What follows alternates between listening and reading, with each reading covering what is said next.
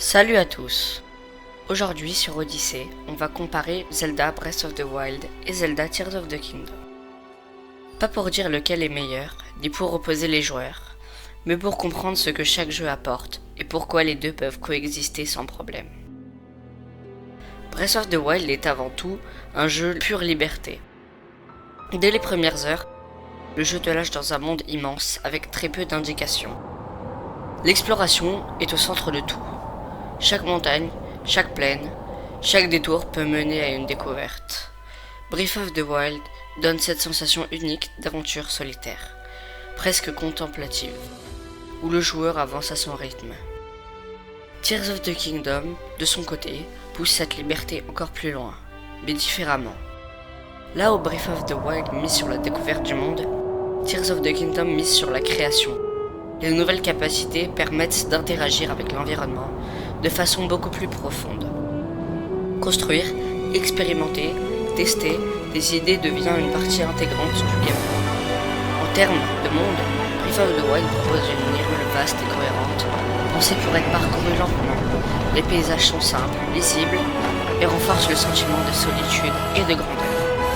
Tears of the Kingdom reprend cette base et l'enrichit avec de nouvelles couches, ce qui donne un monde plus dense, plus vertical et rempli de possibilités supplémentaires. Le système de combat illustre bien les différences de philosophie entre les deux jeux. Dans Breath of the Wild, le combat est direct, précis, basé sur le timing, l'esquive et la maîtrise des bases. Chaque affrontement repose surtout sur les compétences du joueur. Dans Tears of the Kingdom, le combat devient plus créatif. Les capacités permettent d'aborder les ennemis de multiples façons, parfois très différentes, ce qui encourage l'expérimentation plutôt que la pure maîtrise technique. Côté progression, Breath of the Wild se concentre sur l'apprentissage naturel. Le joueur comprend les mécaniques en explorant et en essayant. Rien n'est vraiment imposé. Tears of the Kingdom, lui, offre davantage d'outils et de possibilités, ce qui peut donner une impression de richesse constante et de renouvellement permanent. L'ambiance est aussi un point important. Breath of the Wild est souvent plus calme, plus mélancolique, avec des moments de silence qui renforcent l'immersion.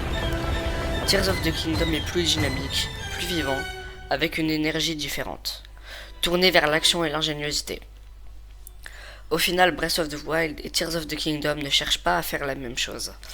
Breath of the Wild pose les bases d'un monde à explorer librement, tandis que Tears of the Kingdom construit dessus en donnant encore plus de pouvoir aux joueurs. L'un n'annule pas l'autre, ils se complètent.